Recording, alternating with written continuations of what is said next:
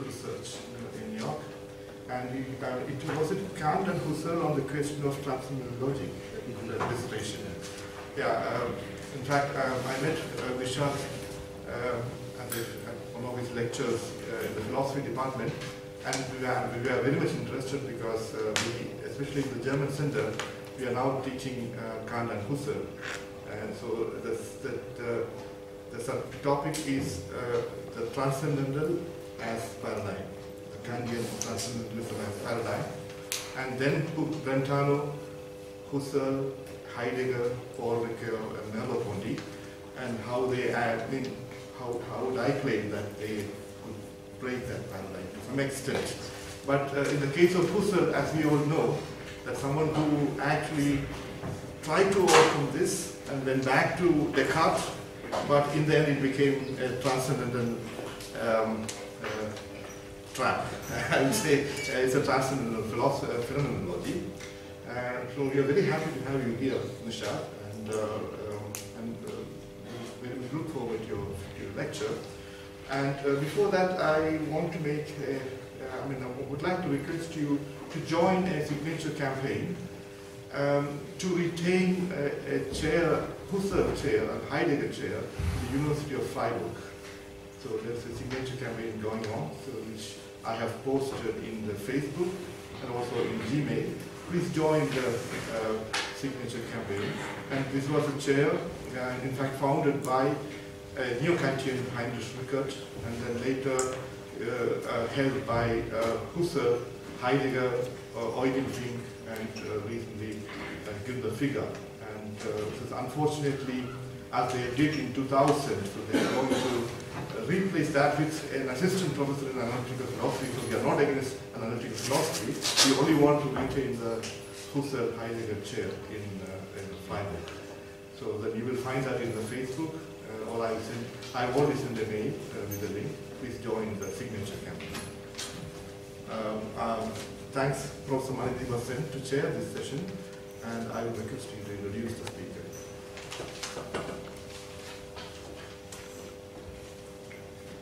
Thank you, and welcome everybody to today's JNU Philosophy Colloquium.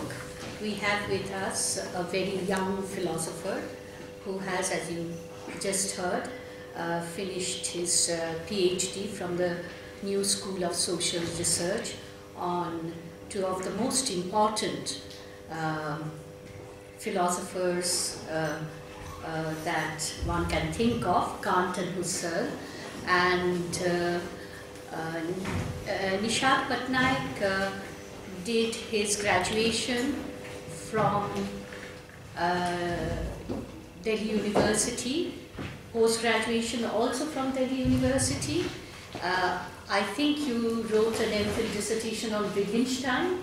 So Nishad has an expertise in a wide range of areas in philosophy, but his of course, his specialization is phenomenology and Husserl in particular.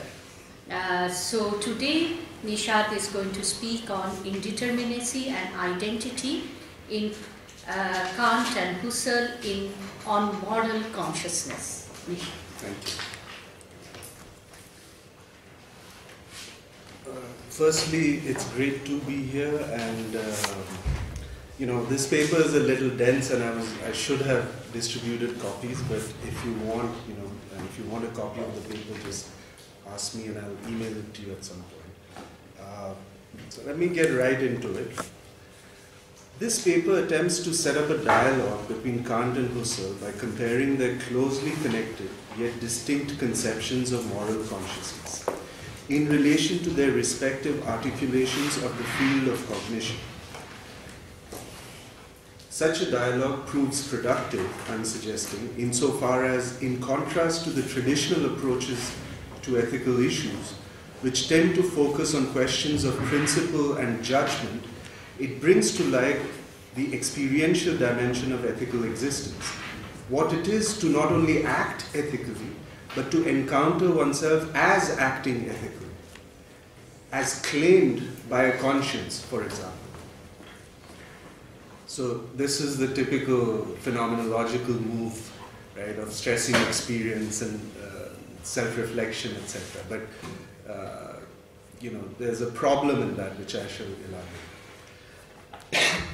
The question of ethical self-encounter that I argue arises not only for Husserl but also for Kant already indicates the necessary intertwining of the cognitive and the practical aspects of rationality articulated by both thinkers. However, tracing the distinct manners in which this interrelation is negotiated brings to light a fundamental structural ambiguity running through the two dimensions of rationality, cognitive and practical.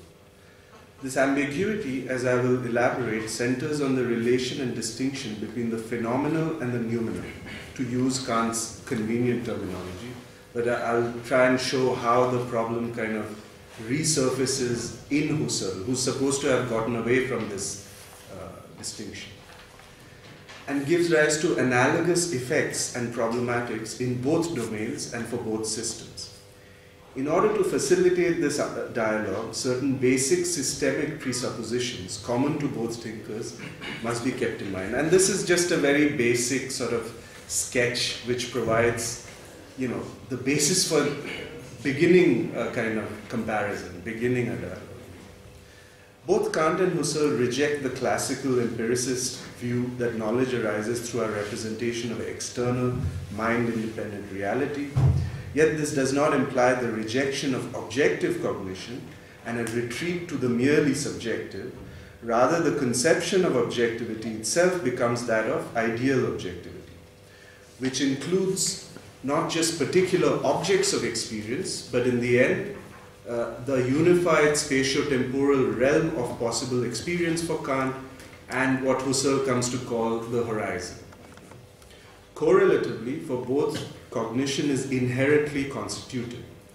It synthetically constitutes its objects, qua conceptually determinate, though not arbitrarily, but according to certain ideal objective rules or functions or formal possibilities of experience, which Kant rigidly defines in a set of categories and Husserl conceives with much greater plasticity as the categorical shaping that emerges in and through intentional consciousness.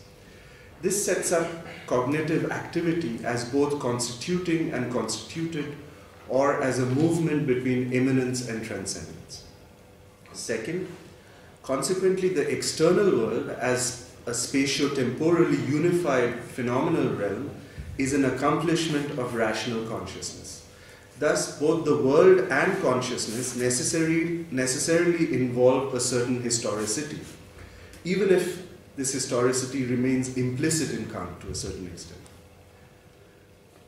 Involve a certain historicity with their sedimented objectivities and determinate modes or rules of cognition. And here I'm using Husserlian language, but it's just shorthand for now. I don't want to make every time go into distinctions and show and try and argue that I can use the term sedimented for Kant, but it will emerge in the course of this. Thus, if the world with its intelligibility and coherence is a spiritual accomplishment, then any mode of cognition is implicitly at least a mode of self-cognition. For both thinkers, although the external world is not simply reducible to the internal, one of the basic modes in which internal cognition distinguishes itself from external cognition is the lack of reflective intuitive insight in the latter and its possibility in the former, that is, in internal perception.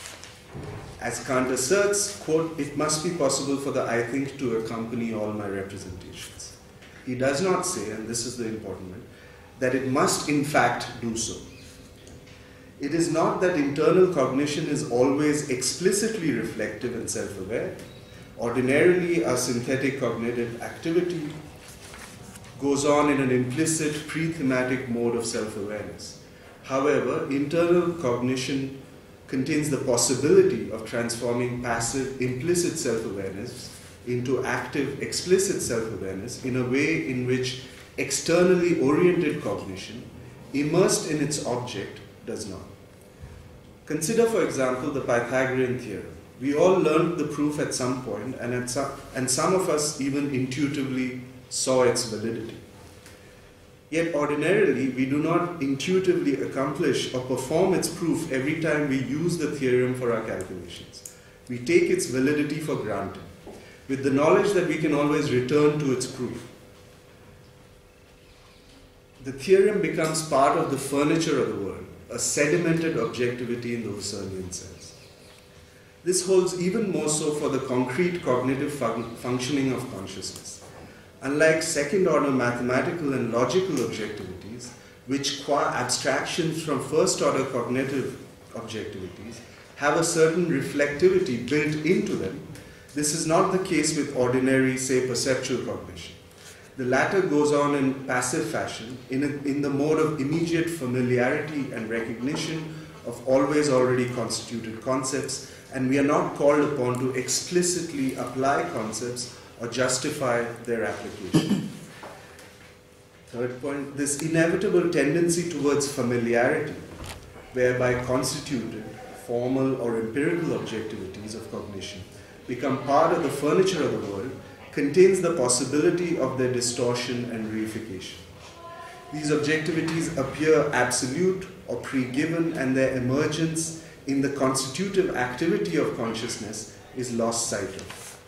It is due to this necessary process of reification that for Kant, the question of the a priori applicability of formal logic to experience, or for Husserl, its meaning for an enlightened humanity that seeks to fashion itself in and through rationality, arises in the first place. For both, the positivistic restriction of rationality in the formal logics of their times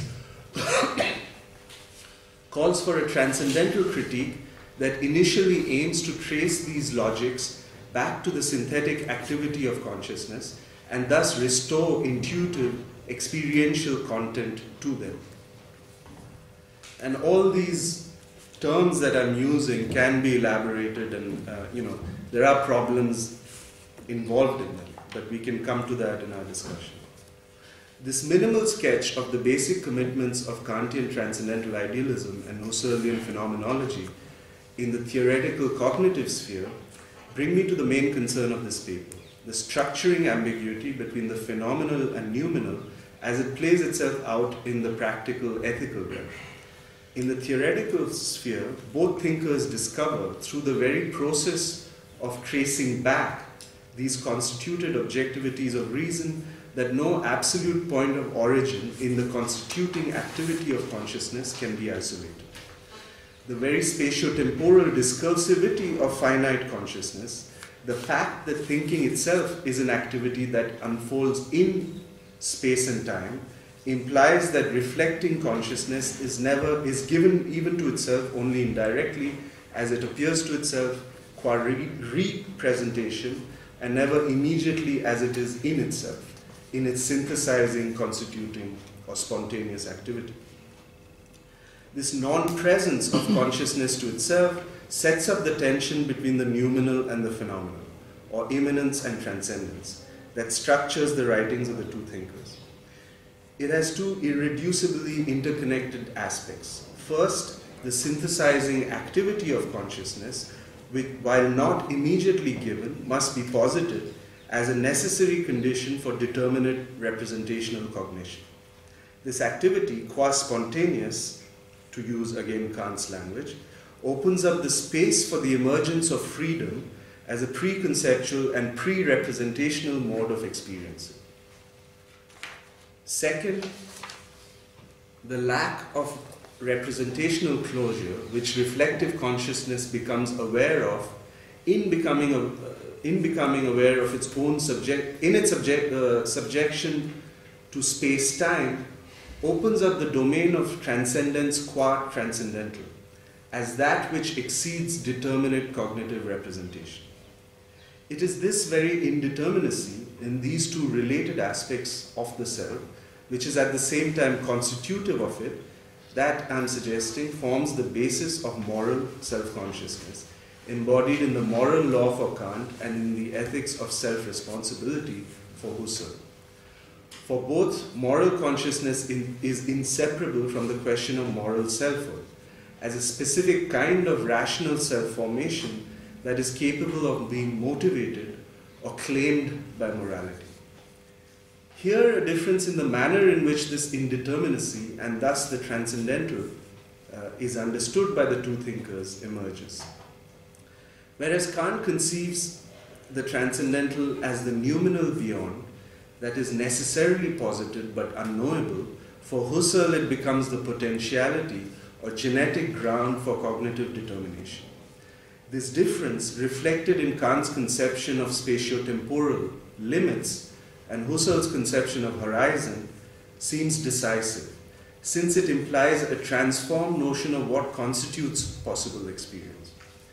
With the emergence of a spatio-temporal horizon of experience, it seems that nothing lies beyond the realm of possible experience, beyond the reach, that is, beyond the reach of possible reflective intuitive determination and articulation.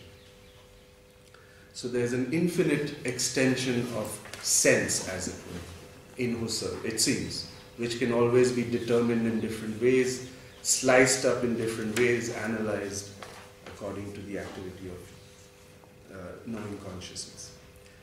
Yet, since I'm suggesting this divide reflects a dynamic, structuring tension, it is not a matter of unequivocally identifying the protagonists on either side. Rather, on either side, one can discern systematic elements usually attributed to the other and correlatively discover in each system the problem that was supposed to be confined to the other. Owing to its specific manner of conceiving our spatio-temporal finitude, we are now in a position to trace the effects of this structuring tension in the Kantian and Husserlian conceptions of moral self-consciousness. So this is just the background, and I'm going to show how the problem re-emerges even when Husserl thinks he has gone beyond Kant. Right? In this instance, the ethical sphere, but it re-emerges at various points throughout both their writing, especially in the problematic of intersubjective constitution, co-constitution for Husserl. That's where I think the problem of the noumenal re-emerges in a transformed sense for Husserl. The guiding question of the second critique is, quote, is pure reason sufficient of itself to determine the will, or is it only as empirically conditioned that it can do so, end quote. This is in critique of practical reason. The question is not whether the will can be rational in the ordinary practical sense, whether given certain objectivities it can follow a rational course of action in achieving those objectives. Rather, the question is, can reason itself be the sole determinant of the will, such that a truly rational will is motivated by reason alone? This formulation equates a rational will with a free will, since it is only a will determined through reason alone that is unconditioned, thus free.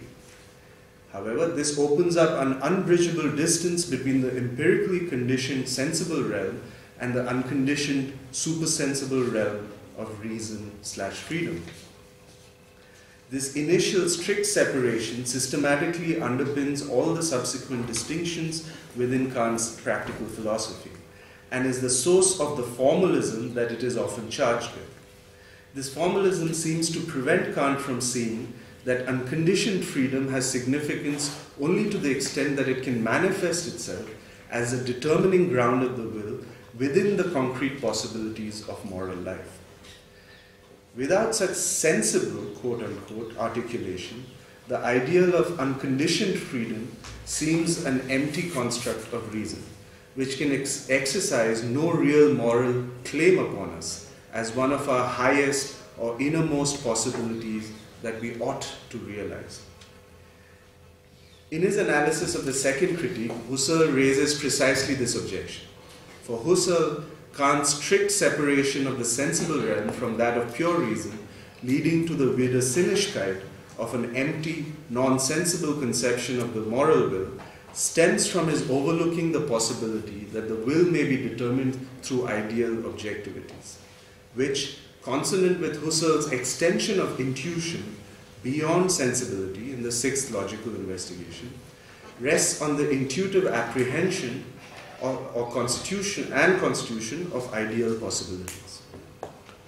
Thus, Husserl's objection indicates an alternative possibility for the rational determination of the will, one that he thinks is foreclosed by Kant's strict separation of the sensible and supersensible. For Husserl, the question is, under what conditions can the will encounter itself as an unconditionally determined or free will? By insisting on the necessity of such a self-encounter, Husserl contends that the very possibility of a non-sensible, rational will determined in freedom is meaningful only insofar as it is capable of being reflectively experienced, without such experience being immediately reducible to empirical experience.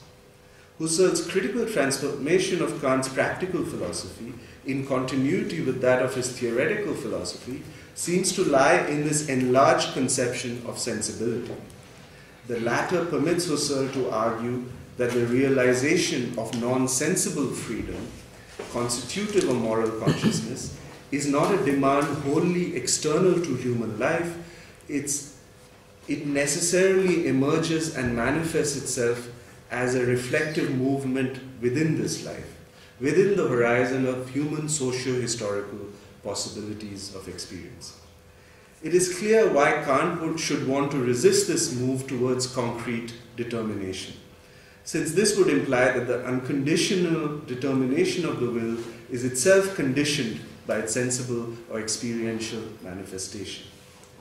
Even if sensibility is understood in this enlarged Husserlian sense, from a Kantian standpoint, the paradox posed by the question of the self-manifestation of our freedom may be avoided only on the presupposition of the necessary priority and independence of the unconditional ground of determination, that is absolute freedom, with respect to its reflective phenomenal articulation.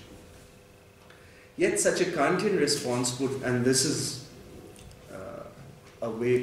how this simple distinction between the sensible and the supersensible, which Husserl is opposing, is going to get complicated for both, in both systems.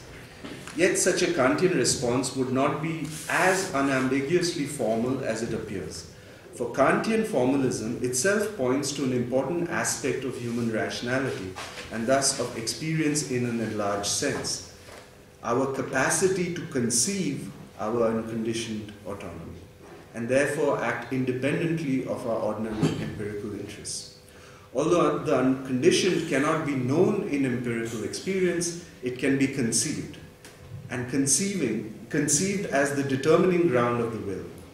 Moreover, even if this conceived unconditioned represents a fundamental break with respect to empirically conditioned experience, its very conceivability once again serves to re-engage it with such experience. Thus, Kant's practical philosophy again highlights the irreducible interrelation between the phenomenal and the noumenal. This ambiguity is productive to the extent that the idea of unconditioned freedom is made visible in its distinction from both the supersensible in the ordinary sense as an extant in itself and the phenomenal. This peculiar visibility is what the formalism inherent in the categorical imperative achieves. Practical reason for Kant is not simply a matter of acting rationally in mere conformity with the moral law, where the determining ground of the will is wholly external to its own possibilities. Rather, in acting morally, the will becomes aware of itself as a fully rational will.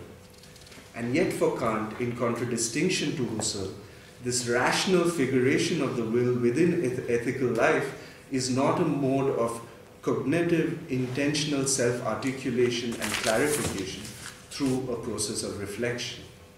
For Kant, it is the moment of negativity or transcendence with respect to the empirical order that constitutes the claim that the rational will exercises upon us. It is this claim that is represented in the universality of the moral law and felt as respect for the law.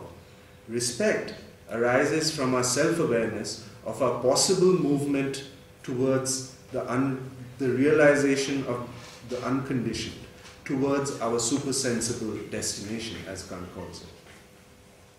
The moral law represents the distance between our sensible and supersensible destinations. It is this distance that constitutes its motivating power. What is represented in the positivity of the moral law is the negative itself, minimally the irreducibility of the will to its empirical conditions of determination. However, this very representation of the negative space of freedom in the externality of the moral law, constitutive of the peculiar emptiness of the categorical imperative, turns that freedom into its opposite, and the law itself may be encountered as a wholly external imperative. Quote, "For where the moral law speaks, there is no longer objectively a free choice as regards what is to be done." This is Kant in the Critique of Judgment. So you can see the parallelism between the cognitive sphere and the moral sphere as far as Kant is concerned, because it's the same process of mundanization or reification, whatever you want to call it, where the moral law itself can simply be an objective external formation, a social formation which can exert an external force on you.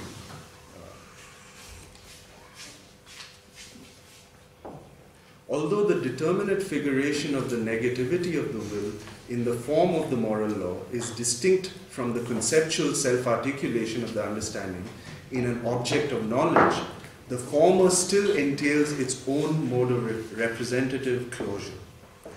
The theoretical and practical objectifications, consonant with the transcendental nature of the dialectic in the first critique, persist despite the uncovering in the transcendental attitude of their illusoriness as extant objectivities. Although they no longer possess the power to deceive. So, right, in the transcendental dialectic, Kant says that because it's a dialectical movement of reason, it's not as if once the dialectic is revealed, the objective formations disappear. Right? The ideas of God, the ideas of reason disappear. But what he says, they're rendered harmless. Right? He says that they become harmless. They don't have the same force that they had before the illusion was discovered. Thus, even in their non-illusory regulative functioning, the two modes of representative closure through which the, quote, unbound yet also inaccessible field of the supersensible, end quote, is mediated, continue to maintain the strict demarcation between the sensible or the phenomenal and the supersensible or the noumenal. It is in this context that Kant's introduction of aesthetical considerations must be understood.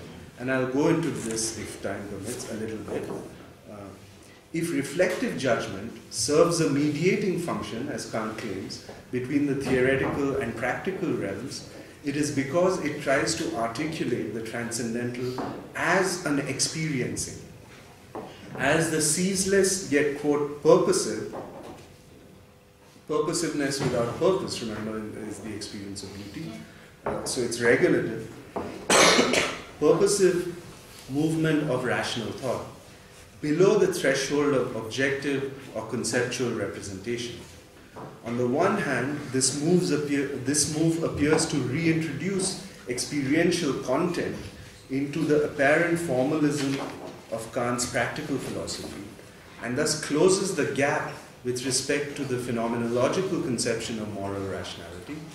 On the other, it maintains the negative character of this experiencing in the aesthetic experiences of beauty and sublimity that is objectified in the universal form of the moral law. Husserl's contention that unconditioned freedom must itself be conditioned by its emergence and self-encounter provides the counterpoint for the assessment of Kant's notion of aesthetic judgments as mediating between theoretical and practical reason. Kant's categorical imperative then becomes comprehensible as more than an expression of an empty idea of reason and less than its contentful cognitive representation. Yet aesthetic experiencing as the properly transcendental ground of a theoretical and practical concepts in turn sheds light on Husserl's reflections on ethics. Husserl's notion of practical reason as a mode of self-consciousness that emerges only in the course of a life that progressively forms itself into an ethical subject, for which the moral law comes to exert a force, turns out to involve more than merely cognitive self-articulation based on reflective insight. So now I move to Husserl.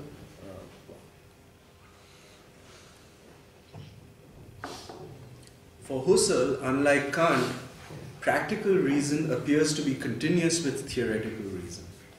The emergence of an ethics of self-responsibility in Husserl's works from the 1920s onwards, with its emphasis on critical self-examination and renewal of the historical, cultural modalities of self-representation or objectification, is inseparably tied to the articulation of the genetic phenomenological perspective, with its cognitive aim of recovering the intuitive sources of sedimented objectivity.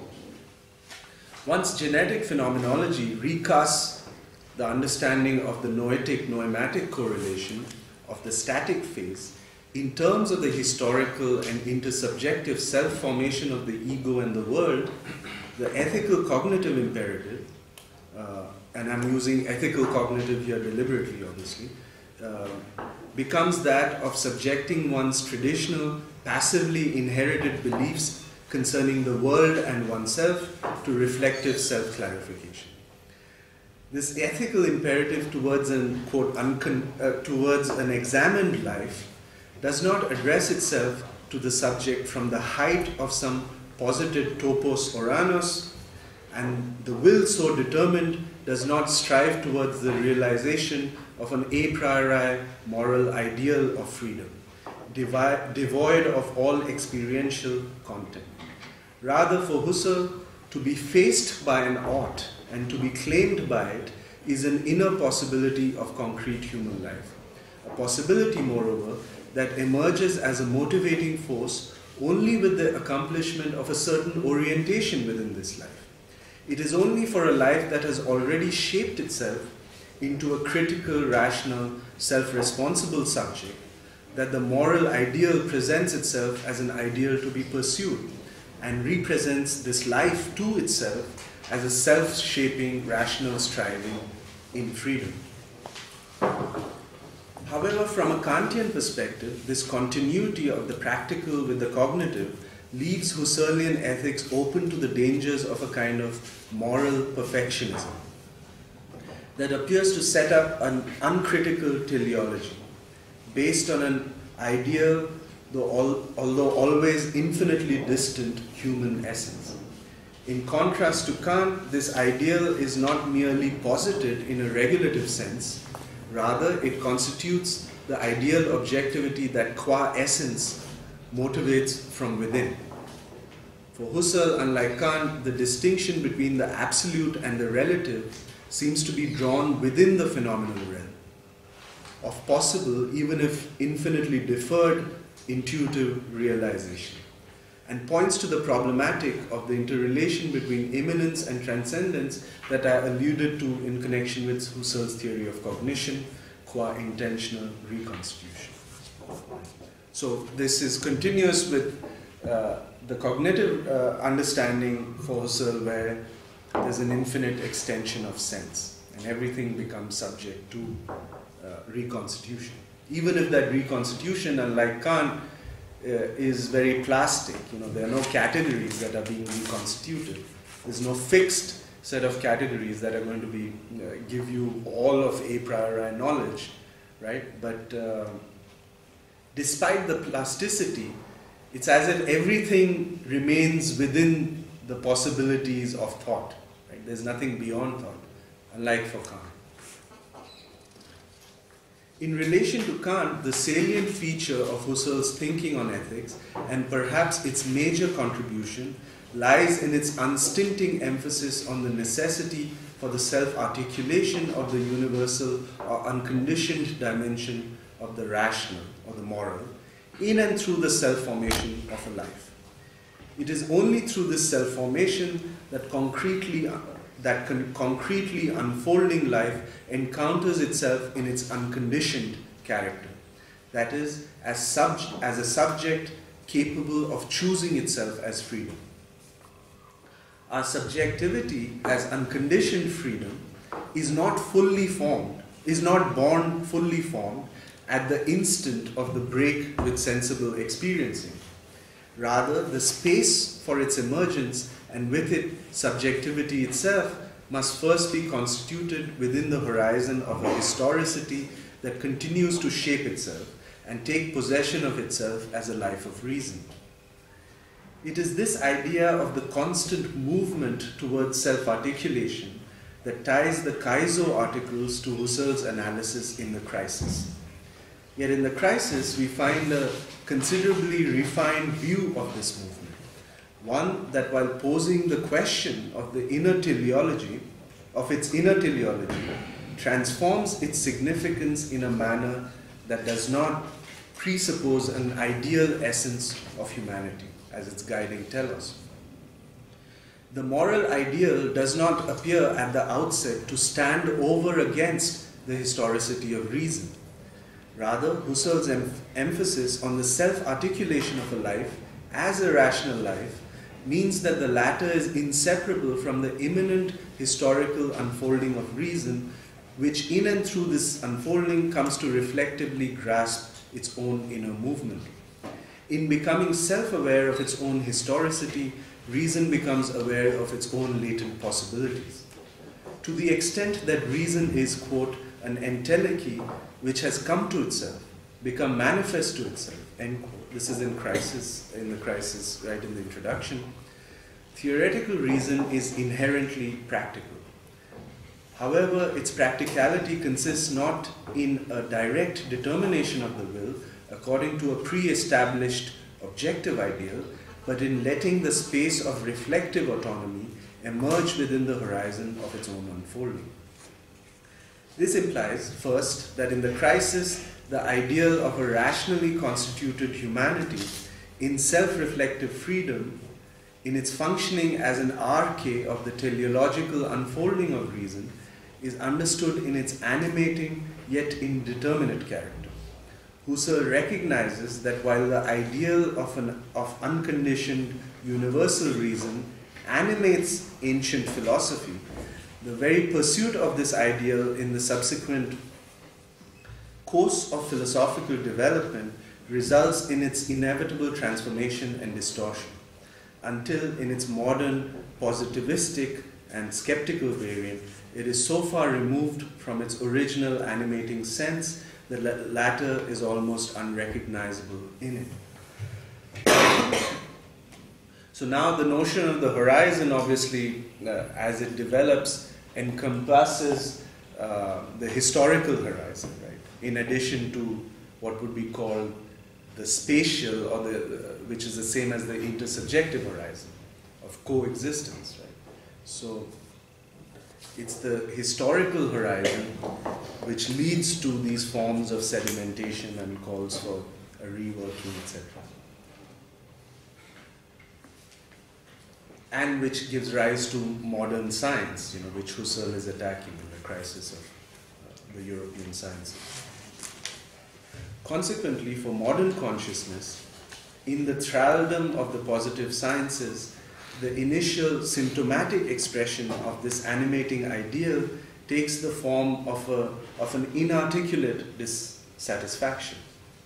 The Crisis identifies the source of this dissatisfaction with the, quote, positivistic restriction of the idea of science, end quote, which comes to dominate and shape the modern worldview. Yet this suggests, in a manner analogous to Kant, and here what I have in mind are the antinomies, that the space of freedom, which begins to emerge in the discontent that gathers force in modern subjectivity, is nothing other than the space of negativity that instigates reason to transcend its own positivistic self-determination.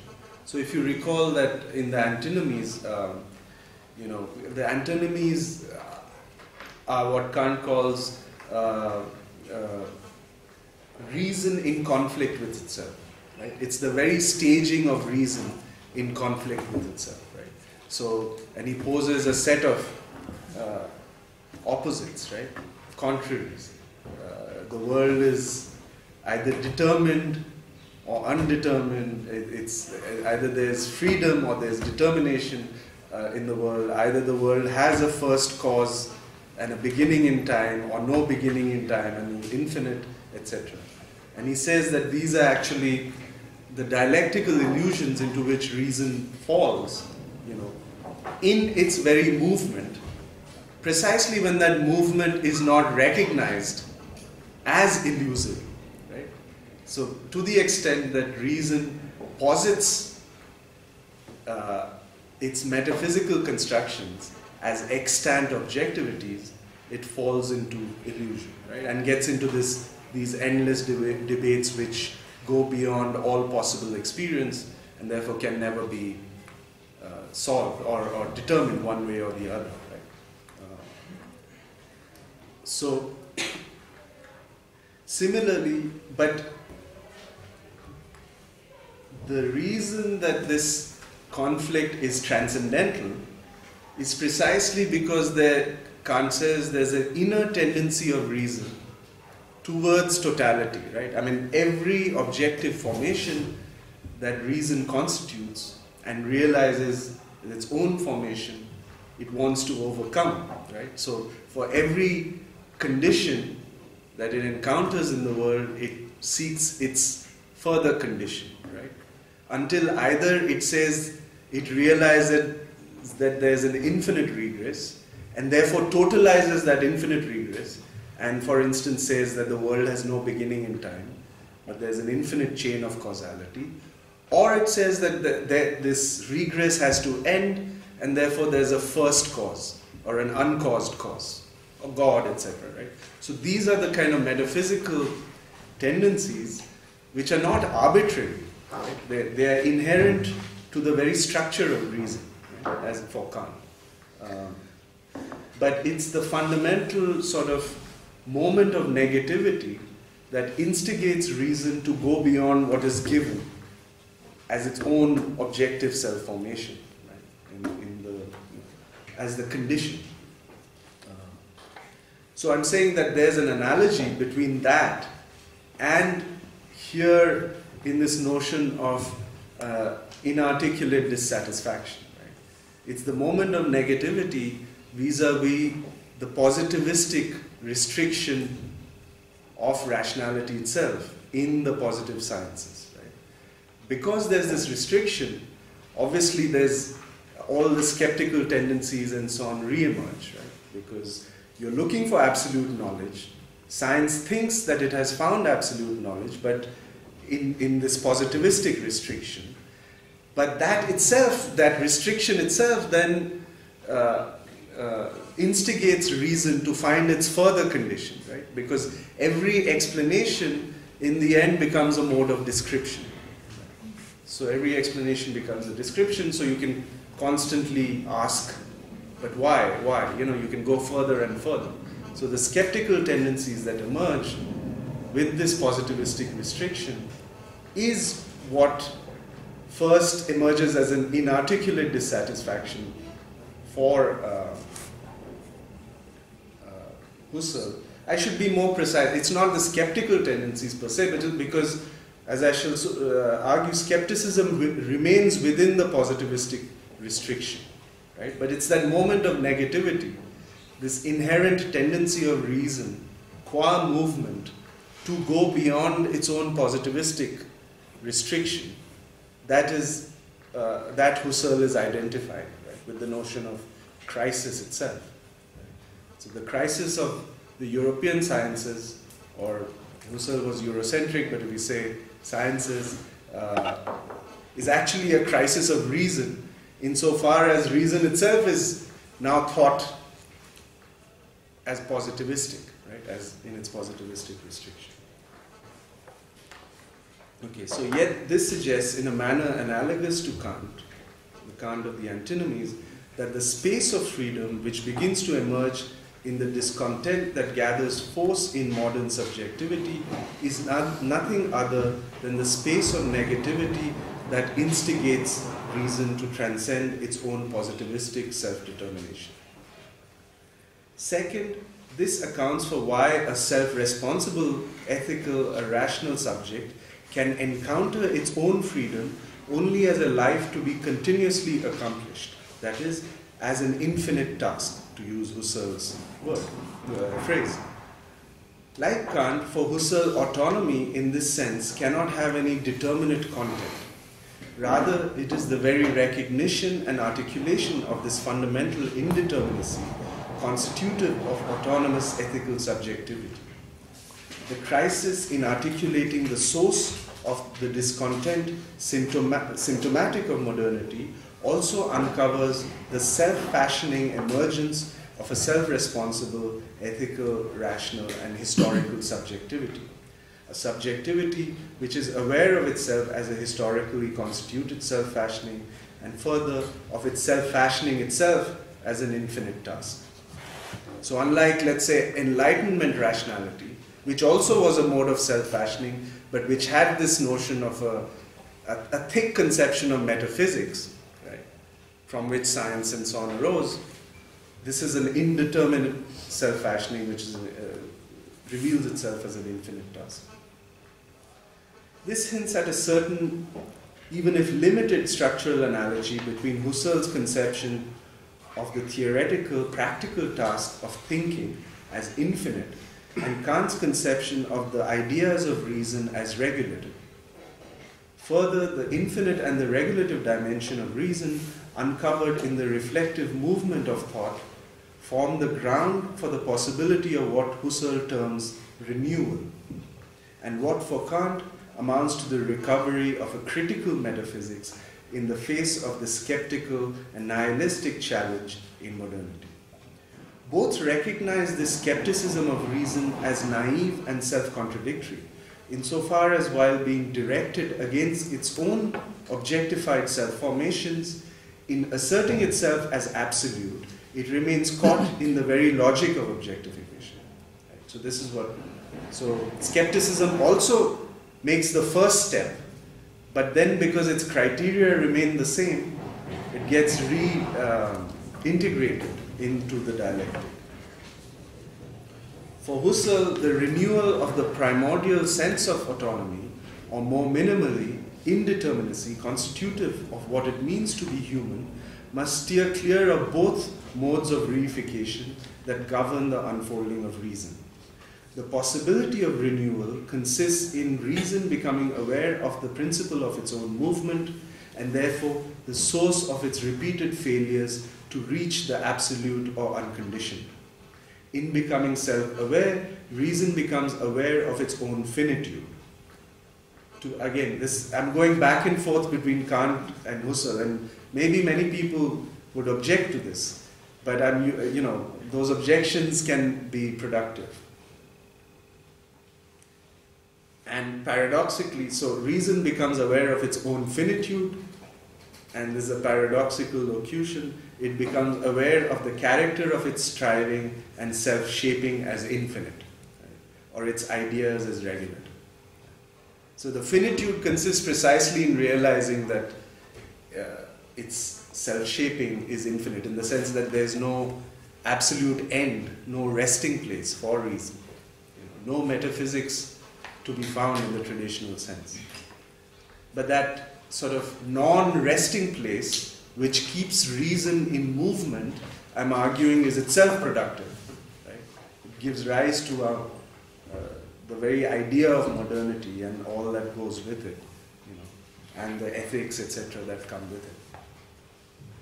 This close interrelation between the theoretical metaphysical striving of reason and the historical self-formation of a rational or ethical subject illustrates how Husserl's position, akin to Kant's, reflects an underlying structural ambiguity. one that it is now clear has its source in the movement of finite rationality itself.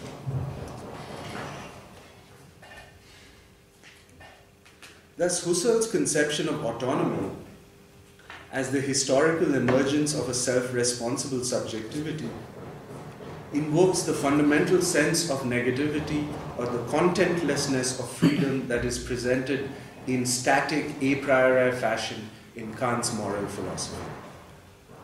In the sense, Kant simply, in the way he presents it, he simply says that there is absolute freedom, right? And that is why, you know, his ethics is deontological. There's a categorical imperative, etc., etc. Right? All coming from our fundamental autonomy. Correlatively, it is true that for Kant, this rational striving towards the unconditioned, through the negation of its own reified self-formations, is not explicitly located within a historicity of reason. You know, in the way he presents it, as I said, it's just static, he just assumes. However, in the first critique, a certain notion of historicity is not only implicit in Kant's point of departure in the traditional, that is sedimented forms of judgment, but becomes visible, albeit to a limited extent, in the very manifestation of this movement of finite rationality, most notably in the antinomies. Yet, if this limited conception of the historicity of reason, of a rational striving coming to self-consciousness, is prefigured in, or at least not incompatible with, Kant's a priorism in the practical sphere, then some account of the experiential emergence of freedom becomes necessary. And I'll just kind of briefly touch on this, the aesthetics aspect of the emergence of freedom and its relation to historicity. The third critique provides just such an account through the elaboration of aesthetic reflective judgment or experiencing of the beautiful and the sublime, as a purposive striving without any determinate purpose.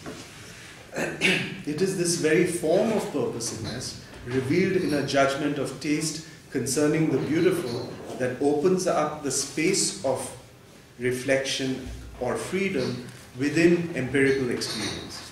In contrast, the very violation of form or purposiveness in the reflective aesthetic experience of the sublime, which is yet capable of sensible presentation, arouses in the mind a purposiveness of a different order, namely the striving of reason towards the indeterminate idea of the absolutely unconditioned, or what Kant calls a boundless totality. Right? It's the very failure of the imagination to grasp the sensible in the experience of the sublime, where the sublime, Kant gives these wonderful examples of a sea heaving in a storm, etc., right? Or the absolutely great, if you think of distances in space, right? Or the galaxies in space, the magnitude, our intuitive imagination cannot grasp it, right? We cannot grasp what a million light years away means. But on the other hand, we can conceive it, right? And this capacity to conceive itself kind of raises us above our sensible experiencing. The very fact that our sensible experiencing breaks down, and yet we can conceive what is not sensibly graspable, kind of points us towards our supersensible destination, or our freedom, autonomy, absolute rationality, etc. But this movement towards the infinite is still an infinite totality, right? It's not the infinity, the bad infinity as Hegel calls it, right? It's not simply the negation of the finite, but it's the infinite as this totality, which we yet can conceive, but never obviously sensibly grasp, even in pure intuition. It is in this sense that Kant's aesthetic philosophy enables the transition from the objectified sensible realm of nature to the objectified, supersensible realm of morality. It is the non-objectified, non-conceptual character of aesthetic experience as reflective and not determinative that makes the emergence of the negative yet productive space of freedom, of reflection within the experiential field visible. Visible in a very peculiar sense, right? Not visible in any sensible sense. Since this reflective space is without determinate or representational content, its visibility is of a peculiar kind. It involves, on the one hand, an aesthesis of the contingency of the harmony between the indefinite form of purposiveness belonging to the understanding and the synthetic power of the productive imagination, which is Kant's description of what it is to experience beauty, and on the other, of the inadequacy of any sensible representation to the indefinite idea of reason. An inadequacy which is, however, given through such sensible presentation in the experience of sublimity. So the inadequacy itself is somehow sensibly present, right? It is aroused by our experience of sublimity, right? I mean, the heaving sea, etc., in a storm. Nonetheless, it's not there as an empirically determinate content in the way the conceptually determinate world around us is present to us. And therefore, obviously, Kant says that we already have to have these ideas of the unconditioned, etc., in order for them to be aroused in us through this sensible occasioning, as it were. Right? So, the beautiful and the sublime are the modes in which this dialectical movement of reason manifests itself when it is thematized in the transcendental attitude. That is, when it is not reified, as in the transcendental dialectic, either in the absolute idea of a supersensible unconditioned or that of a closed infinity of conditions. Instead, aesthetic experience, as the dynamic unity of the beautiful and the sublime, emerges as the transcendental source of our theoretical and practical determinations, insofar as it constitutes a productive experience of freedom, qua infinite rational striving at the heart of phenomenal nature. It is in the beautiful work of art produced by artistic genius that the transcendental attains an exemplary manifestation. In such artworks, beauty and sublimity are exhibited in their dynamic interplay, while in the beautiful no concept is adequate to an indeterminate sensible representation, and in the sublime no sensible representation is adequate to the indeterminate concept or rational idea. In the artwork, the determinate conceptual representation is transcended. The deliberate attempt to create beauty, to bring to sensible representation what is inherently unrepresentable, makes us aware of the inadequacy of any such representation. It only occasions more thought, as Kant puts it, calling for yet another attempt at representation, another exemplary as opposed to imitative work of genius. Quote, "The imagination is here creative, and it brings the faculty of intellectual ideas, the reason, into movement. That is, by a representation more thought, which indeed belongs to the concept of the object, is occasioned than can be grasped or made clear." This is in the third critique. The exemplarity of a beautiful work of art lies in setting up a specific, productive mode of failure, thus providing an aesthetical rule against which others might measure their own efforts. The determinate purposiveness that the artwork sets up goes beyond the predominantly static or harmonious character of the purposiveness in the beautiful, as well as its predominantly negative or violent character in the sublime. Instead, in the artwork, this purposive movement operates within the space of the difference between the phenomenal representation and what lies beyond all representation. The dynamic character of the beautiful work of art lets the space of reflection emerge. Okay? And now I conclude. In conclusion then, it may be correct to say with James Dodd that what separates Husserl from Kant, and perhaps the 20th century as a whole from the 18th, is that such a space of reflection can no longer be taken as simply given. That posing in a meaningful sense, quote, the question of pure practical reason is itself a unique and powerful spiritual accomplishment, end quote. However, I have tried to show that this separation is not absolute, and that the grounds for posing such a question are not only prepared in Kant's transcendental idealism, in order that the space of reflection may emerge, but the manner in which this space is negotiated guards against the totalizing tendencies of reason, tendencies with which we have become all too familiar in the 20th century.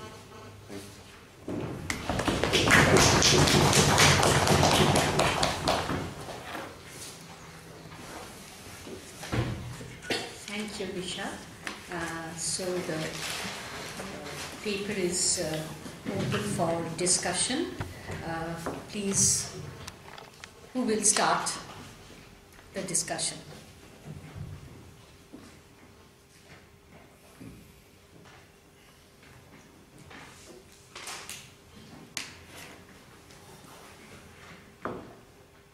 Nishad, one thing, when you find in Husserl, like your emphasis is on genetic phenomenology, but he also talks of a static and constitutive phenomenology. In one notion of time, Husserl says that time takes birth from the spring, that is spring of ego.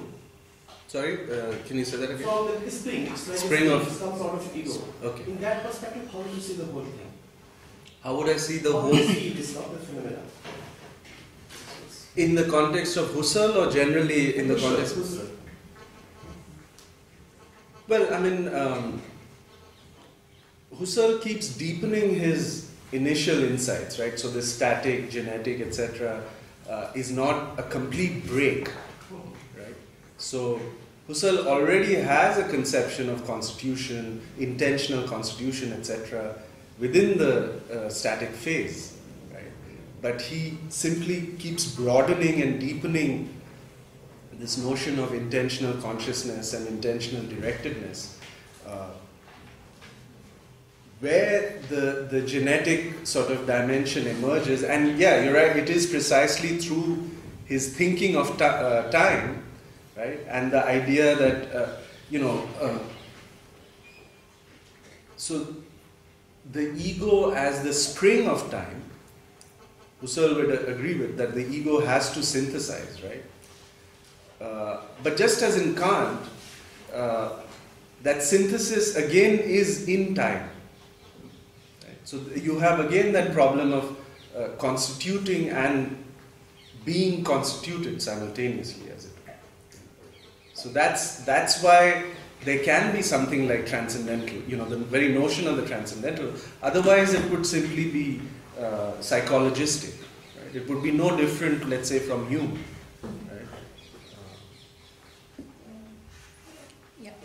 Yeah, I think that maybe I don't know.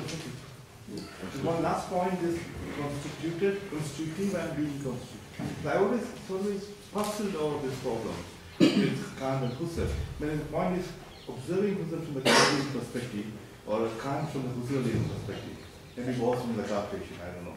So the point is the problem of givenness, which starts from Kant and moving throughout the 19th century, and of course after the short phase of idealism, again re-emerges as neo-Kantianism, and then Brentano and Husserl. So Kant has had a clear strategy. It is pure reason, critique of pure reason. That inaugurated that paradigm of purity. There are many works, pure, and the Hermann Cohen, the pure logic. And it's very clear what is impurity, contamination.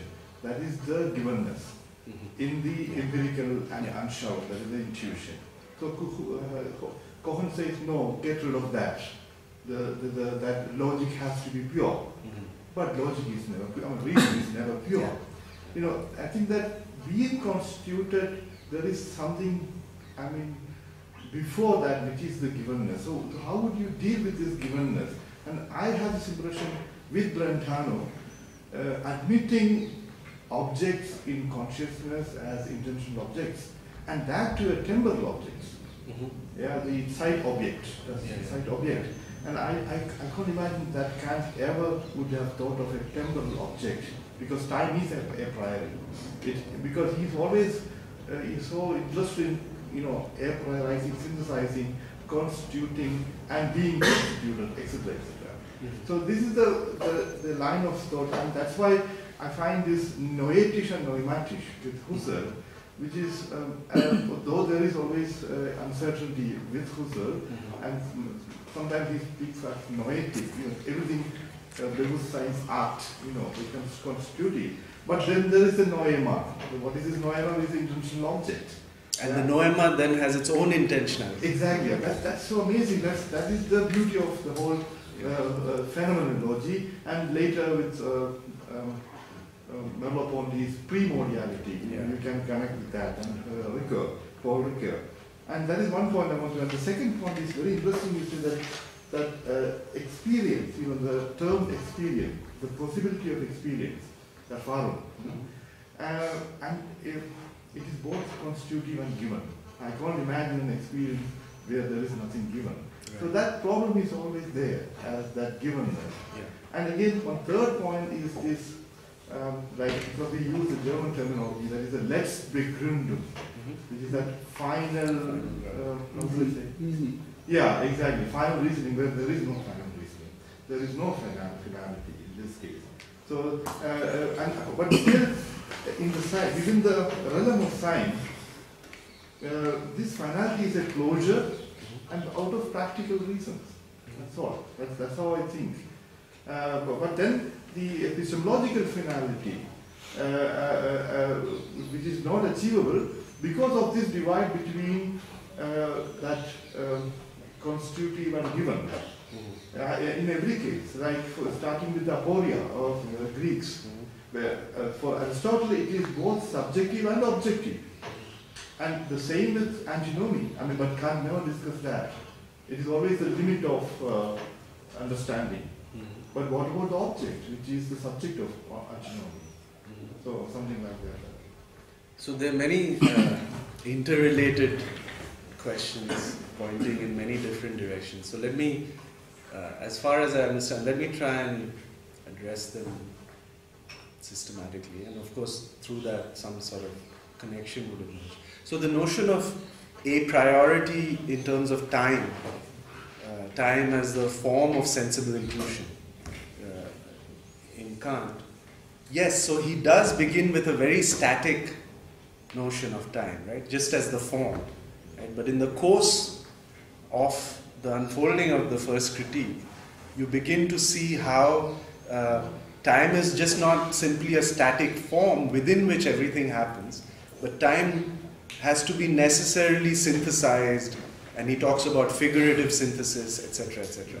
Not only does it have to be synthesized, productive and reproductive imagination have to be together, right? Because, and there's this complicated notion of time that emerges, right? Where there's a kind of, which leads to the schematism. Right? Schematism is precisely the formal figuration of time. So you take the notion of number, for example, or which Kant sees in analogy with determinate duration. For anything like a determinate temporal duration to emerge, you need a synthesizing consciousness, the I think, which holds the past together with the present while recognizing the past qua past and not simply as a given moment, right? In which case, again, there would be no. So it has to both hold the immediate past and recognize it as past. So there is the form of time, but that form of time is determined as a determinate duration through the synthetic activity of the understanding, and that involves the repetition of a past moment in its formality, if I'm making any sense, which gives rise to number, right? Number is simply the repetition of a homogeneous unit over time. Right? So similarly, a determinate duration is the repetition of the past, not in itself, since the past is always past, I mean it's gone, but the form of the moment, the instant, not in itself, but in its temporal form. It must come back, you know. And this conception, the circular conception of time, is common to Kant, it's common to Husserl, it's common to Nietzsche, right? But they think it differently, obviously. They use different language, they take it in different directions. But this, for Husserl, it's the protension and retentional modifications, right? I'm saying something similar to that is prefigured in Kant, although it's not obvious in the manner in which Kant introduces time simply initially as the a priori form of time. Right? So, but the form of time is not enough, you know, it has to be also synthesized.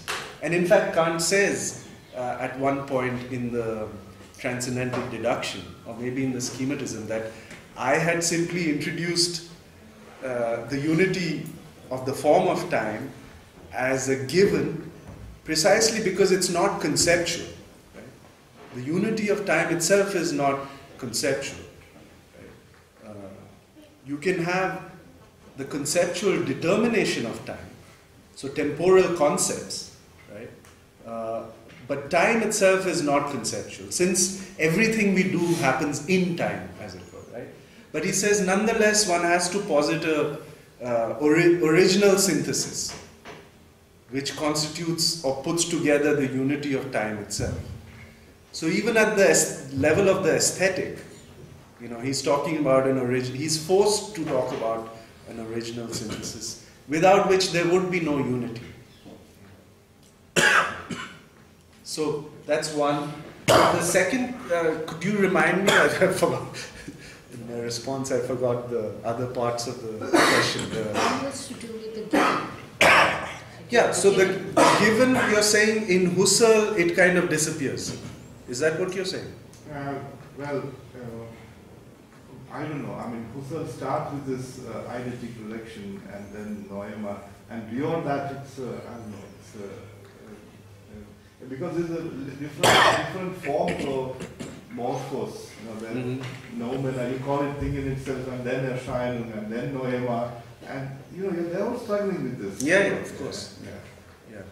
And the problem remains and re-emerges in different forms. Yeah. So that's what I was hinting at in terms of this, the noumenal and the phenomenal, right? But I mean, Kant explicitly keeps a place or posits a noumenal, right, as the limit of phenomenal experience. Right? Yeah. And one doesn't quite know what it is, but you know, it's not simply posited arbitrarily, but it's a structural feature of the phenomenal realm itself. You know, and again, one can think of it in terms of time because you know the unrepeatability of the instant in itself. So there's the form of time, which can then be given in the schema or figured as number, etc. But the instant of time itself is unrepeatable. Right? So it has a fixed place, as it were, a position in time. I would maybe, of course, the number, and then the extension. The Kant actually, the anticipation of Anticipation der Wahrnehmung, anticipation of perception, and the axioms of intuition. I don't know. Yeah. So that see, there is an extensivus quantum and intensivus quantum. Yeah. And that's very interesting. But again, that is taught in time. Yeah. But the extensive content or the extensive is the easier bit. The easier bit, of course. Because it's mathematical construction, right? You can put it together. Yeah. While the intensive is what points towards the given. Oh, yeah. right? Because it points towards filled and empty time, as he calls it. So, which is precisely the content of the temporal positioning of the instant, as it were. So intensity can also be synthesized and can be analogous to extensive synthesis, but at the same time, Kant maintains that there is a difference, right? And that it's only through a kind of what's the term for? I mean, it lends itself to synthesis, but at the same time, it does not exhaust what is given in that synthesis, because that thing has to be given first. The manifold. Yeah. Actually, I mean, when we're talking about Kant and Husserl, they find this kind of distinction between sensible and suprasensible. That tension cannot be resolved. Whereas Bergson comes and his concepts like perception, memory, and what used to be intensive, the tension between intensive and extensive, where it's this durée, which is not a discrete temporal reality, but which is indeterminate, what you said, and memory, the concept of memory, the way it kind of, it deposits in our mind, which is contrary to Kant's idea of time, the reason which unfolds in time, and it has that negativity, and then again it has that telos and all that. Whereas this, do you think that this Henry Bergson anticipates that time as a kind of, not in relation to some telos, but it's an autoreferential? It's kind of, it's not what we call in Lyotard's language. There is nothing that, the tendency of Kantian tendency is very much classic. It's kind of trying to cut from what is the past and then look forward. That modernist meant the tendency of moving forward and discarding what happened behind. So it means, because negating what happened. And then in French we have this expression what we say that for modernists there is no past but there is future, teleologically driven. Whereas then this intuition, the concept of intuition in Bergson, they negate this reality of that, that future which is kind of, teleologically directed. So I think this tension remains as such in Kant. I don't know much about Husserl, but this tension is resolved in Bergson, I think. Because it is. Can you explain how it is resolved exactly? Yeah, because like noumenal and phenomenal, these realities, when the subject becomes kind of, we encounter the subject, this is the self-encounter in perception, using the concept of perception and not this discrete idea of time, but rather it's referential to phenomenos as a phenomenon. So this idea of perception and intuition rather than this reason. I mean, I don't think that Bergson finds very satisfactory.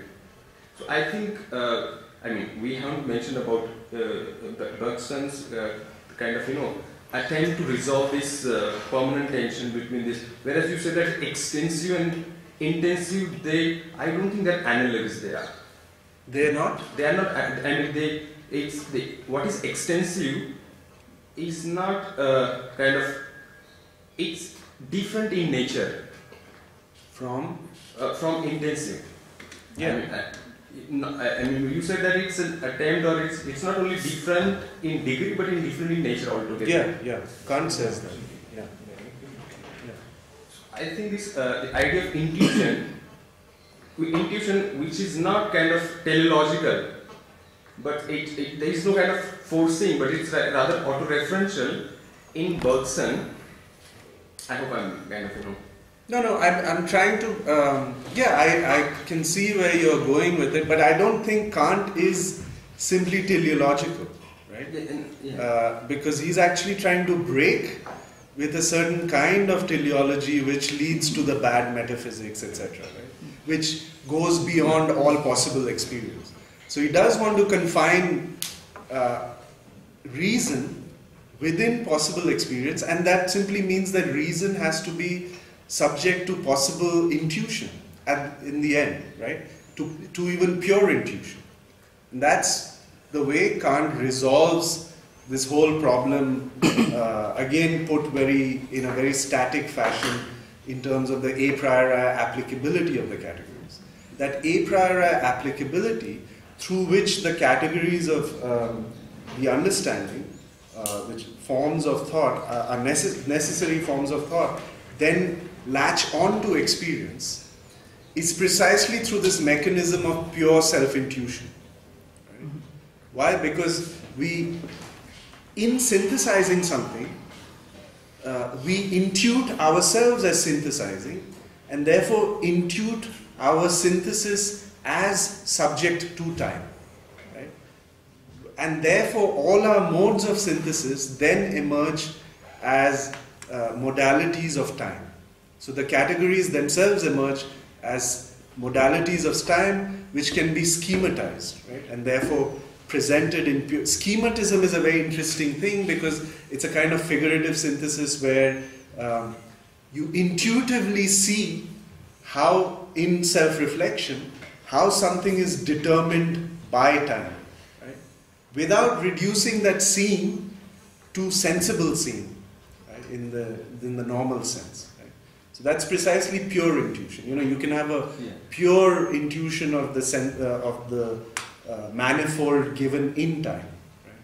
And that shows how, let's say, I'm thinking of the schema of number, you know, the schema of succession leading to number, etc. Right? So, but that involves a pure self-intuition because it is I who am synthesizing, right? Yeah. So, in that sense, it's not simply teleological without reference to my activity, as it were. Yeah. Just have. Yeah, I just have a little loud thinking to share with you and with everyone. Since most of us are also students of German studies or German literature, especially in the 19th century, Goethe and Schiller engaged themselves with Kant, especially with the question of the particular and the noumenon, and phenomenon and the noumenon, and the connect between the two. And since you talked about aesthetics and ethics, the relation between the two. In their aesthetic or intellectual program, both were trying to figure out how the particular incorporates the whole, or the noumenon. Not in the Hegelian teleological sense that the particular develops towards the whole, but the particular incorporates the whole, and how that is to be conceived in the realm of art, especially. In other words, since you've defined transcendental or aesthetics in the sense that the ability to conceive beyond one's sensible limits, and that can happen only in the realm of art, or primarily in the realm of art. Art, in the Goethe-Schiller's engagement with Kant, happens to be then the other that is required for us today, that will instigate me towards self-introspection, self-reflection, which is a prerequisite for the question of ethics today, especially, right? So, if I may just contextualize today's scenarios, especially in what has happened with Hussein, what has happened with Charlie Hebdo, what has happened in the case of Raja Ravi Verma also in that sense, where they have engaged with the concept of art, where art was supposed to not only represent or copy something, the objects from the phenomenal world, but it was supposed to create a world in its own so that it can offer the other that is required for self-reflection. But it has been, in the today's political sense, art is under attack, including the Murugan case and everything. So, if I may just think it aloud and you may develop it further, that how can we approach Husserl, or especially Kant, I don't know anything about Husserl, honestly, to again contemporize Kant in this specific political context. in which art is being reduced to a mimetic function and misunderstood. But I mean, is art being... there are many distinctions to be drawn here between the agent, the artist. Is the artist reducing art to a mimetic function, or is it society which wants art to be reduced to a mimetic function, right? So, one can still say that, as Heidegger famously talks about aletheia and connects it with the happening of truth in art and so on. So the notion of an artwork as instigating more thought than can be represented, there's a tradition of that. I mean, in some sense, it's beyond even the artist's control, right? I mean, once the artwork is done, there's a certain autonomy to it. But, I mean, the modes of social censure and so on are kind of just conventional, right? I mean, they're just trying to... so why is that interesting in this context? In the sense that one can simply say that that's regressive. It's simply trying to shut down the potentiality of art. And one can always do that, right? I mean, one can always, not just at the political level, but one can produce bad art, right? Which would simply be, take the example that you find in these galleries or whatever in GK and so on, Rajasthani women carrying pots and so on. That's just bad art because it's just a formula, right? It's just reproducing, imitating. There's no happening of truth there in any sense, right? So, I mean, not just at the explicit political level, but even at the artistic level, one can think of bad art and art which sort of,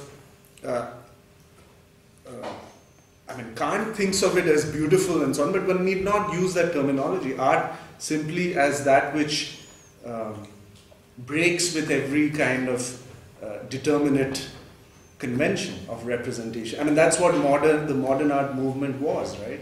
It kept challenging its own specific limitations within the medium, right? I mean, so Cubism emerged as a challenge to the two-dimensionality of the surface, right? There was a constant back and forth in Cubism, in collage, etc., right? And these were all, Barnett Newman's sort of zips or whatever, which immediately, one line shows the horizon, etc., and through that he was challenging our perceptual conventions, right? So art can be unconventional in a subtle way, right? But it can also be very conventional. Not all art is good art, and one doesn't have to.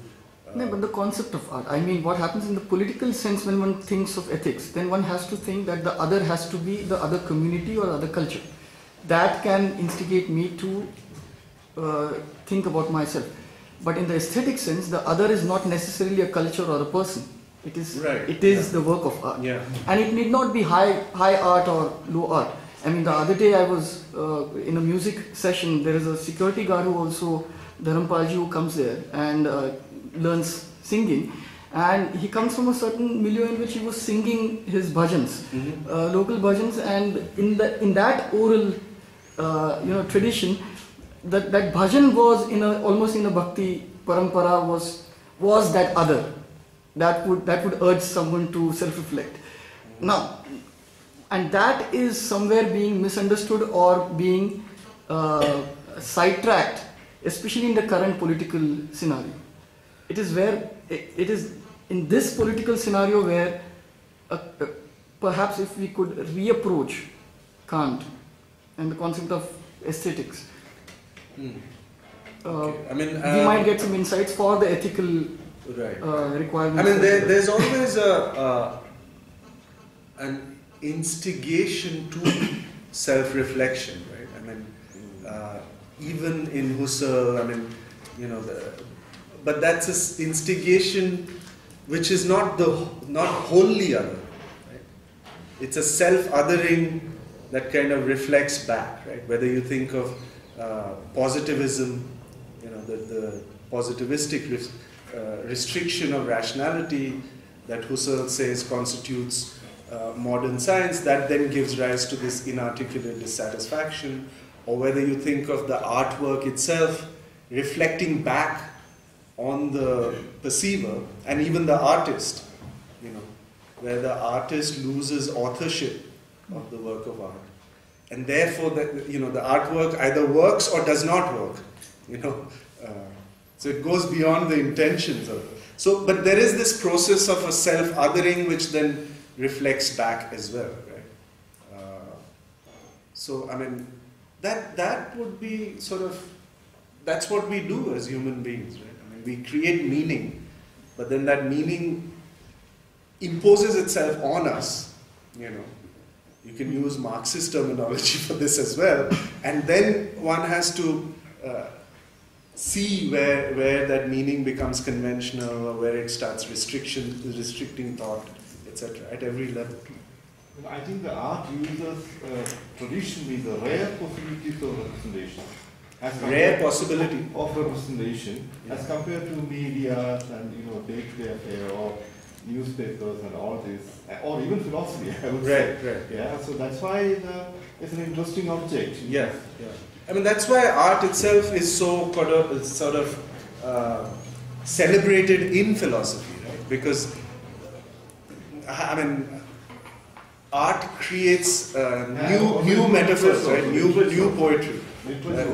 Literature also. You can see it all, not just the visual arts, but this creation of new meaning, whereas philosophy can do so, but it's tied to language and to concepts, etc. Right? So, I mean, that's it's more difficult for philosophy to do that. Go ahead. No, I just, in continuation with the discussion that was going on with regard to, Kant's ideas in his third critique, I think one thing that I was not very clear about in the paper is how does this last bit of your paper really relate to the debate that you started with, and the debate concerning the relationship between moral consciousness on the one hand and the tension that exists between the phenomenal and noumenal, or the immanent and the transcendent. If you could just clarify that a little bit, I think maybe some of these issues can be dealt with. So, I mean, this is at one level it's simply following what Kant himself claims, which he says when he says that aesthetic experience provides the sort of bridge between the theoretical and the practical. So that remark, it's very sort of suggestive, but at the same time it's very unclear about how aesthetic experience does that. So I'm trying to argue that it's precisely through this mode of non-conceptual, indeterminate experiencing and self-experiences that emerges in aesthetic experience, in judgments, what Kant calls judgments of reflection, that one begins to see how there can be a movement towards the unconditioned, right? Without ever obviously reaching a determinate unconditioned. Right? So, but that's part of Kant's own sort of architectonic plan that he lays out. Right? But in this context, in the context of this paper of comparing Kant with Husserl, the conventional reading and also Husserl's conventional reading of Kant is that there's simply a static distinction between the a priori and the purity, as it were, and sensible experience, right? And then he says this is just crazy, you cannot have. And then Husserl comes across as a much more sophisticated. But I'm trying to say that when you reduce that distinction, if you do it simplistically, it leads to a kind of totalization of reason. Right? And Husserl sometimes appears as if he's doing that, right? But he also checks himself. I mean, so there's this tendency to fall into it at certain points, but then he also, especially in this, when he starts talking about intersubjective co-constitution, etc. Right? So I'm saying there's a point to keeping this distinction alive, as it were, right? And then, secondly, the notion of limit, versus horizon, again talks about this, and so everything ties into that, and the idea of a certain experience of negativity itself that emerges in Kant, which again opens up the noumenal itself as not something which is completely beyond experience, but something which somehow connects with experience precisely in these interesting ways where he talks about the sublime, etc., the inadequacy of any,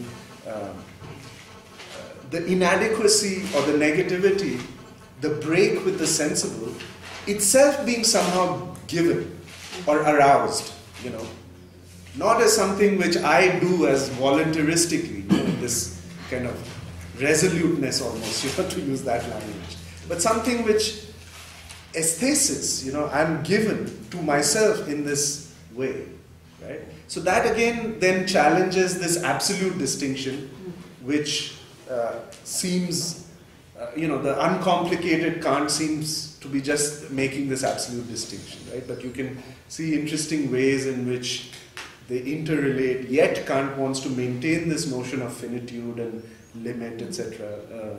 So all that. And the third point is I was trying to emphasize was this notion of historicity. So again, Husserl thinks that, or phenomenology generally feels that Kant is ahistorical, obviously. It's static, he just says there are these categories, there are these forms of intuition, everything is just there.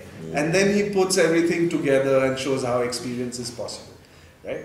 Whereas Husserl then shows how there's this, it's this indeterminate horizon from which, so the very notion of the transcendental changes in Husserl, right? And it becomes much more plastic. There are no categories that emerge. Categories themselves can change depending on, how you synthesize your experience, right? And then abstract the formal structure from it. So, but again, I'm saying there's a kind of nascent prefiguration of a certain historicity in Kant. Right? Either if you take the first critique, then in terms of the forms of judgment, which are basically the Aristotelian logic that he starts with, and the question of their applicability only arises because, in a sense, they've been sedimented, to use a certain language. They're simply there, and they're formal objectivities. And logicians are not bothered about how they apply to experience, right? And it's just because logic obviously does not presuppose any existence, actual existence, right? So, but Kant, in broaching the very notion of a transcendental logic, is kind of making a critique of this givenness, as it were, of formal logic in its sedimented character. So that's a kind of implicit awareness. I mean, he doesn't start from scratch. He already acknowledges there's all this work of constitution, of abstraction that has happened. Aristotelian logic has been around for more than 2,000 years. But then he also does it explicitly, I'm saying, and you find that explicit reflection on historicity, quote unquote, in the third critique, where he's actually seeing reason in movement, as it were, as opposed to simply a question of application, which is simply a static thing. So those are the ways. Yes, you wanted. Yeah, thanks for this very, very fine reading of both Kant and Husserl. Now, I thought I'd just get back to a few minor points on the question of time, which you were kind of focusing on. The first is the way you were seeing time in relation to the schematism. And I'm just wondering, because the only thing I remember from Kant is this this famous statement, schematism of pure understanding is something hidden deep within our soul. Right. That's the only thing I remember of Kant. And if that is so, I'm not sure where the time is in that kind of definition. Because if it is hidden deep, is an art hidden deep within our soul, then time disappears. Why does it disappear? It's an art which doesn't actually refer to time, and it brings in soul. These are the two reasons I can describe it. Not that I know I'm right on this, but I'm just wondering. No, I'm just trying to understand like your logic in getting to that conclusion. Yeah. So that's what I was. Yeah, Not I'm right just, or wrong. I'm just trying to see the chain of reasoning that you represent. because he's getting away from experience. That's the way I saw it. Well, do you add to that? And then second, third. One is Husserl's necessary response to positivism. And Brentano's main contribution would be his opposition to positivism. And law-like character of knowledge. Which is partly there in Kant in a minimal way, but that's something that is majorly targeted by Brentano and I suppose by Husserl, not that I know very much about him. And so therefore, that's in that context how the question of time comes back, both the historicist kind of time of a previous epoch, and time of intentionality, and thirdly, time of Bergson. Probably. I'm just wondering, now that I know much about these things, I mean, I would like to be informed on these things. So, and Husserl is probably kind of aware of all these. He sort of he has these things with him, and so he's trying to, when he's bringing in time of a certain kind, he's bringing in all these, consciously or unconsciously, which are all very different from the limited intuitive time as pure intuition that Kant would have. So how does one make these distinctions? How does one bring these kind of questions? So the first thing about being hidden deep within the soul, etc. The art hidden deep within the soul. I mean, that simply is a statement of the finitude of any kind of philosophy itself, right? That there's only so far that you can go in your explanations and no further, right? Yeah. So, the power of synthesis, the spontaneity of the productive imagination, precisely because it's simply a spontaneity, there's nothing further you can say about it, right? It's simply there. It's a capacity we have, the capacity to synthesize, etc., etc. So that's simply a power that is there, it's given. Similarly, the manifold of intuition, manifold given in intuition, in the receptivity of sensibility, in space-time, even though that manifold is configured spatially and temporally, it still has to be given. And that givenness is there. Right? So right at the beginning, Kant says, there are two sources of knowledge. There are two roots of knowledge. One is sensibility and the other is understanding. Through one, the object is given, through the other, it's thought. And that neither can function for the possibility of knowledge on their own. Right? And he has that famous thing where intuitions without concepts are blind and concepts without intuitions are empty. So it's precisely because we are finite rational creatures for Kant, and he keeps emphasizing this throughout, and this is his real, he keeps paying homage to Hume for this. Right?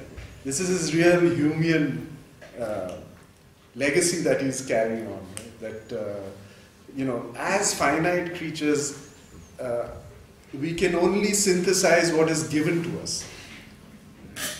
And in fact, there are two sources of finitude. One is the spontaneity, which is a capacity which is given to us, and the other is, let's say, the raw material, right, which has to be synthesized. And it's only within these two extremes that knowledge then becomes possible through. So in that sense, the entire it's not a presupposition-less philosophy. I mean, there's no such philosophy, so he has to acknowledge that. But he does set up this interesting contrast between the divine intellect and the finite intellect, right? Of intellectual intuition versus finite intuition. And the divine intellect as the limit case would be someone who, in thinking, also produces the intuitions, and therefore in thinking constitutes the object completely. It produces the object that it thinks in thinking that object. Which then starts sounding very Hegelian, but for Kant it's not humanly, I mean it's part of human finitude precisely that human beings cannot do that. Right? They have to work on, they're limited by what is given to them. So that's the first thing. Then the second thing on time, again the notion of, Kant again introduces, as I said in the earlier response, that it does seem that Kant introduces space-time as the pure forms of sensible intuition in completely static fashion. He says that they must be a priori because everything in the transcendental aesthetic, right? He says that they must be a priori because obvious arguments like we can think of a space devoid of objects, but we cannot think of external objects outside space. I mean, what would that mean to say outside? So in these ways he tries to show, but it's still very static. It's simply saying that space and time are simply given and deal with it because these are this is our very finitude, our very spatio-temporal finitude means again that space and time are simply givens, and all our thinking necessarily it happens within space and time. Right? So it's always discursive, not precisely intuitive in the divine sense. Right? So it's because we are conditioned by space and time that our thinking is not fully present to itself. Right? It's distended in time and space. Here, space and time again are inseparable, right? And there are ways of showing that complication. Although their space and time are distinguishable, they are also inseparable in the constitution of an object qua figuratively synthesized. So the schematism does not, what did you say? Your expression was, it does not end or get rid of time in some sense. It actually gets rid of time. Yeah, I'm trying to say that it does not, because it's a determination of time, of the form of time. But time cannot simply exist as pure form for both Kant and Husserl, right? Because and Heidegger and this entire tradition, because Heidegger has, I always use this statement which I find very elegant, that Heidegger says, in passing time remains. Right? It's precisely in passing. So in discursive thinking, I mean the fact that our thought itself occurs in time, that we become aware of the duration of time and therefore the a priori unity of time. It's not as if we first have a pure a priori unity and then we have this notion of things in time. Right? But that unity emerges as an abstraction from our synthesizing, unifying activity